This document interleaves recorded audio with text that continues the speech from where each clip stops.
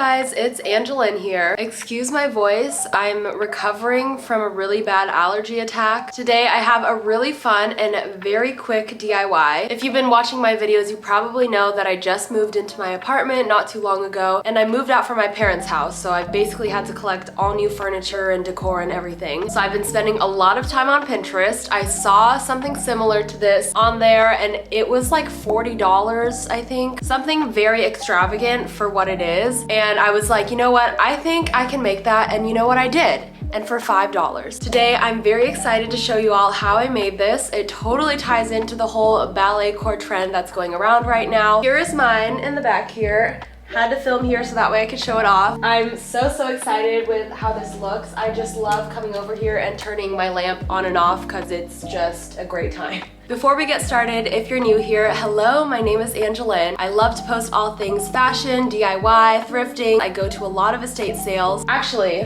this is from an estate sale. Just got this a couple days ago, and this is thrifted for $3. Just a little peek into what I like to do. And if you like those things too, please subscribe. I promise you will love my videos. And now without further ado, let's get started.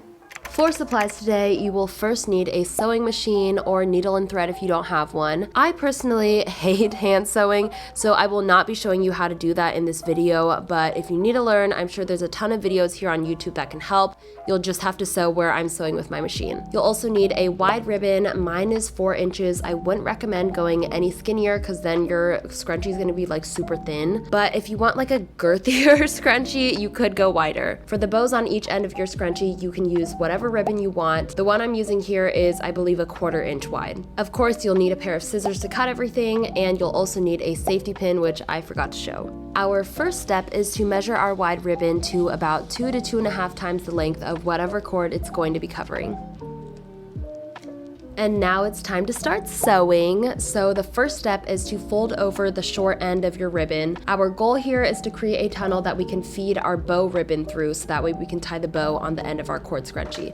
So the most important thing here is that you want to make sure that whatever tunnel that you're creating is wide enough to accommodate for the width of your ribbon.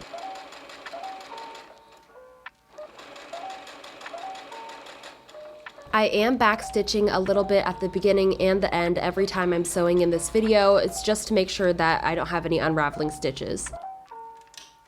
And when you're finished sewing one end, go ahead and sew the other short end the exact same way.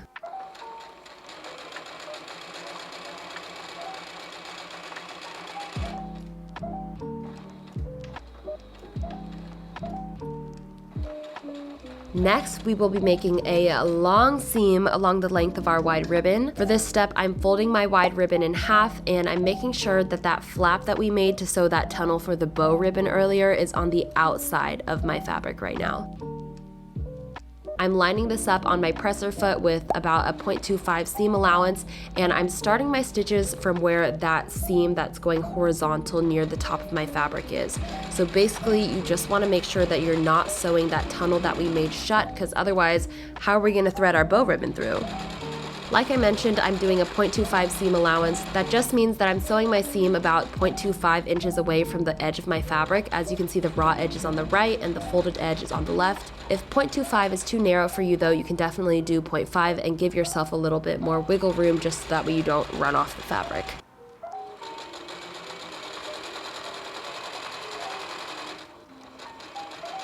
When you reach the end, you want to make sure that you stop sewing when you meet that other horizontal seam that we made to make the other tunnel for our bow ribbon.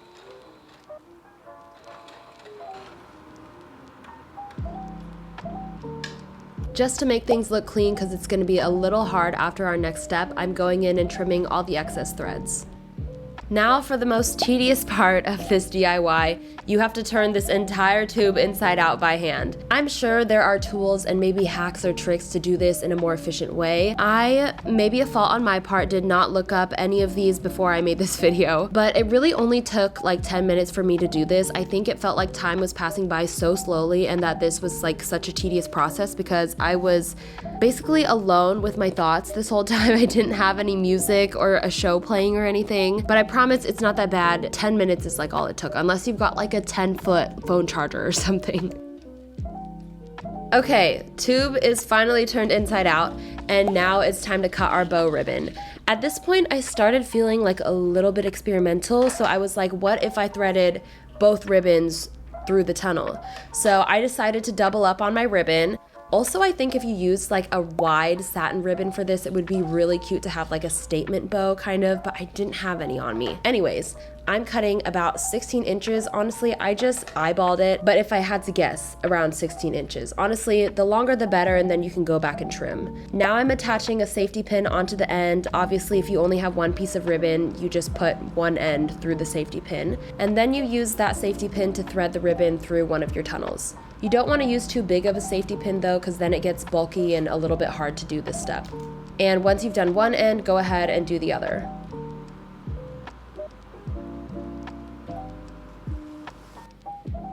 Okay, so it's time to string this thing through. So this thing is for my phone charger. It's probably not the most practical decoration if you're trying to like bring this charger around with you everywhere, but for me, this is one that just stays home all the time, and usually it's like out by my bed or in the living room, and it's just kind of an eyesore because it looks unruly. And same thing with like this lamp cord. So that is the main reason why I just really wanted to do this DIY. I recommend doing this like scrunching sort of thing because at one point you're just not gonna have any cord left to cover. So you need to start scrunching it.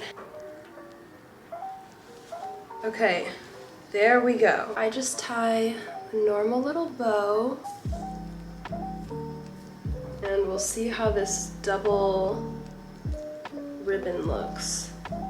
Just feeling experimental. I love it, I think it's so cute. Okay, now we have to do the other end. So cute. I'm gonna add this back on, and I did use more fabric on this phone charger than I did on the lamp, so it is gonna be a little scrunchier. Look how cute she is.